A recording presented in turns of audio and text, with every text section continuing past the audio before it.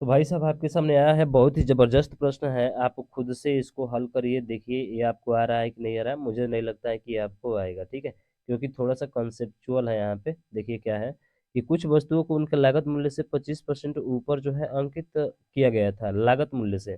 तो सभी को पता है कि लागत मूल्य हम लोग मान लेते हैं कि सर लागत मूल्य जो है वो 100 है। तो बताइए एमपी कितना होगा। आप कहेंगे सर इससे 25% अधिका है, यानी कि 125 हो जाएगा। यहाँ तक बात सभी को आ गई होगी समझ में, बिल्कुल।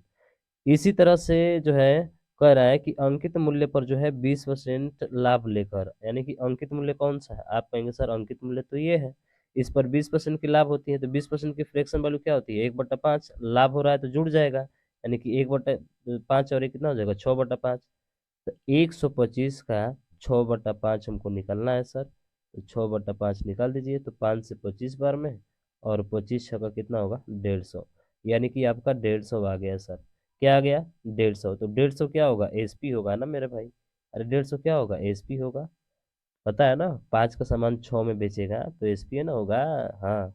फिर आगे कह रहा है कि 10% की हानि हो रही है। तो 10% की फ्रैक्शन वैल्यू क्या होती है। आप कहेंगे 1/10 हानि हो रहा है तो क्या करेंगे, घटाएंगे सर, यानी कि 9/10 हो जाएगा। और 9/10 किसका, फिर से सर इसी एमपी का, यानी कि 125 का गुणा करा दीजिए। तो 9 से 45 का 5 हो जाएगा, 9 दूना 18, तो 22 का 2 हो जाएगा, 9 एक 9 2 11 हो जाएगा, यानी कि 112.5। तो ये दूसरा इसका विक्रय मूल्य हो जाएगा। ये SP1 है और SP क्या है, 2 है, यानी कि आ गया 112.5। तो बताइए टोटल विक्रय मूल्य कितना हो जाएगा। आप कहेंगे सर 262.5 हो जाएगा। टोटल विक्रय मूल्य कितना होगा, 262.5। यहाँ तक बात आपको समझ में आ गई, ठीक है। अब क्रय मूल्य देखिए, तो क्रय मूल्य तो एक और 100 होगा ना मेरे भाई, क्योंकि दो बार जो है, एक बार लाभ और एक बार हानि हुआ है, एक ही पर एमपी पर हुआ है, तो इसका मतलब क्रय मूल्य भी कहीं दो रहा होगा। तो टोटल क्रय मूल्य यहाँ से कितना हो जाएगा, आप कहेंगे सर 200 क्रय मूल्य हो जाएगा। तो 200 का क्रय मूल्य है और विक्रय मूल्य 262.5 है, कितने का लाभ हो रहा है।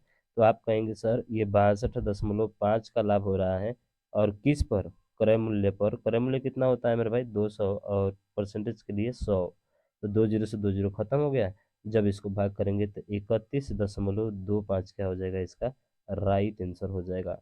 बोलिए बाके बिहारी लाल की जय। मेरी बात आपको समझ में आ गई।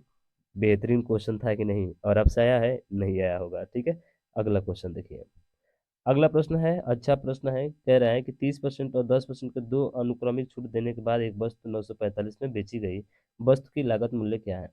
तो एक चीज ध्यान रखिएगा, ये बहुत काम आने वाला है, क्योंकि इस पर खूब क्वेश्चन पूछा गया है। तो देखिए जो एमपी है चाहे आपका सीपी है, उसका मल्टीप्लाई जो होता है 100 माइनस डिस्काउंट होता है। 100 माइनस डिस्काउंट बटा क्या होता है, 100। D1 हो सकता है, D2 हो सकता है, और वो बराबर किसके हो जाएगा, वो बराबर होगा आपका एसपी के। ये फार्मूला आपको ध्यान रखना है मेरे भाई, ठीक है। तो मान लेंगे क्रय मूल्य एक से है, 30% का छूट दे रहा है पहले, तो 70 में बेचेगा, 70/100 हो जाएगा। फिर जो है 10% की छूट दे रहा है, तो 90 बटा क्या होगा मेरे भैया, अरे 100 होगा, बराबर किसके होगा, 945 के होगा। तो 945 की 2 जीरो से 2 जीरो खत्म हो गया, लास्ट में 2 जीरो तो आना तय है मेरे भाई, ना तो इसमें है ना इसमें है। अब देखिए, अब यहाँ पे देखेंगे तो 9 से कटा दीजिए सीधे, सिंपल सा है, 9 1 9, 9 5 45, 7 से ये 15 बार में कट जाएगा, यानी कि 15 पर डबल जीरो होगा। बोलिए बाके बिहारी लाल की जय। आ गया ना ऑप्शन नंबर बी। बहुत ईजी है ना, कोई दिक्कत नहीं मेरे भाई, आसानी से करेंगे, ठीक है। ये प्रश्न देखिए, कह रहा है कि 2500 में खरीदी गई, दुकानदार उसकी अंकित कीमत 12% की छूट की अनुमति देता है, कितना परसेंट, 12%। फिर भी जो है 10% लाभ प्राप्त करता है, यानी कि 2500 था इसका क्रय मूल्य, 10% का लाभ प्राप्त कर रहा है। कि अब कितने में बेचेगा, आप कहेंगे सर 11 में बेचेगा, तो 11 बटा कितना हो जाएगा, 10। तो ये जीरो से जीरो कट जाएगा, ये हो गया 250 × 11। और ये किसका वैल्यू है भाई साहब, ये विक्रय मूल्य है, ठीक है। क्योंकि भाई साहब लाभ और हानि किस पर होता है, जब तक नहीं कहा गया है तब तक तो क्रय मूल्य पर होता है, ठीक है। हाँ, ये ध्यान रखना, नहीं कहता है तब जाके आपका एमपी है तो कहेगा वहां पे, वो उसमें कोई दिक्कत नहीं है, ठीक है। फिर कह रहा है कि 12% का क्या दे रहा है, छूट दे रहा है। तो 12% की छूट देगा तो बेचेगा कितना में, आप कहेंगे सर 88 में बेचेगा। अरे 88/100 हो जाएगा, 88/100 हो जाएगा। तो नीचे क्या होता है मेरे भाई, नीचे वाला सर एमपी होता है, और ऊपर वाला क्या होता है, ये एसपी होता है। तो 88 की वैल्यू आपको ये दी गई है, आपको 100 की वैल्यू निकालना है इसमें। एम्पियर ना निकालना है मेरे भाई। अंकित मूल्य, तो अंकित मूल्य ये 100 है आपका, 12% की छूट दे रहा है, तो अब कर दीजिए। तो इसको हल करेंगे तो ये जो है 11 से 8 बार में कट जाएगा मेरे भाई। ये 8 जो है कब बार में कटेगा, 2 से 4 से, 4 दूना के 8 और 4 से ये 25 बार में कट जाएगा।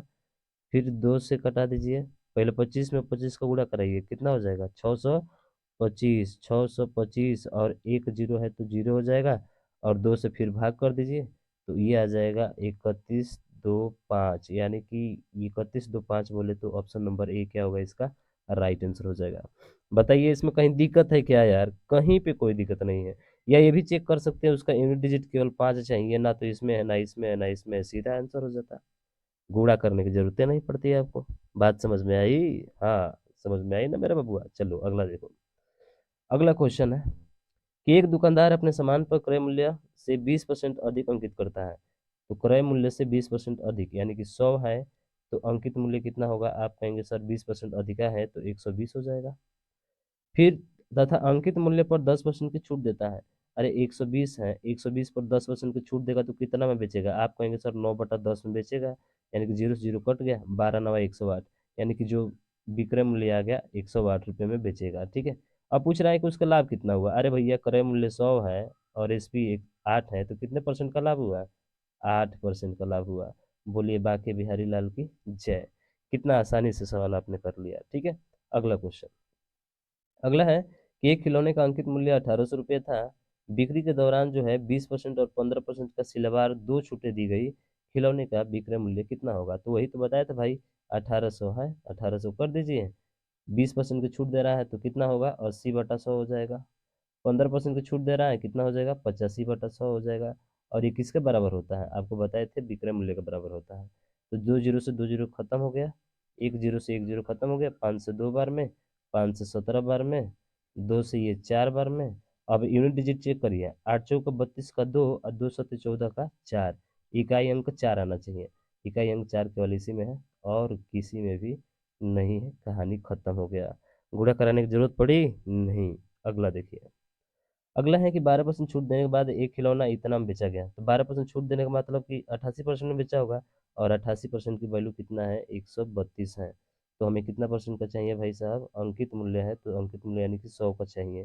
तो देखिए ये 11 से 8 बार में कट जाएगा और 11 से 12 बार में कट जाएगा, 4 से 2 बार में, 4 से 3 बार में। ठीक है।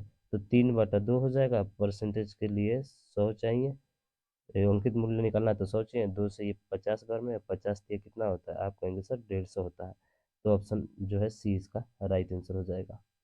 बात समझ में आई? या ये भी दे सकते हैं कि सर 3 का मल्टीपल चाहिए, तो 3 का मल्टीपल एक ही है, आगे करने की जरूरत भी नहीं पड़ेगी आपको। ठीक है। अगला देखिए। अगला प्रश्न है कि 10%, 30% दो लगातार। अब बताइए, ये तो मैं आपको बता चुका हूँ ना मेरे भाई, इसको सॉल्व करना खुद से, ये आपको आ जाएगा क्योंकि मैं इसको बता चुका हूँ। ठीक है ना। और इसका आंसर भी बता दे रहा हूँ मेरे भाई, 2000 इसका आंसर आएगा। अगर नहीं आता है तो आप कमेंट बॉक्स में जरूर बताइएगा, मैं इसको अगले क्वेश्चन में इंक्लूड कर दूंगा, पहले ही बता दूंगा। ठीक है ना। तो ये बातें अगर समझ में आई हो तो इस वीडियो को ज़्यादा से ज़्यादा शेयर करिएगा, और अभी तक चैनल को सब्सक्राइब नहीं किया है तो भाई सब्सक्राइब भी कर लीजिएगा। ठीक है। हाँ, लाइक ज़रूर करिएगा मेरे भाई। ठीक है। मिलते हैं नेक्स्ट वीडियो में, तब तक ले जय हिंद, जय भारत।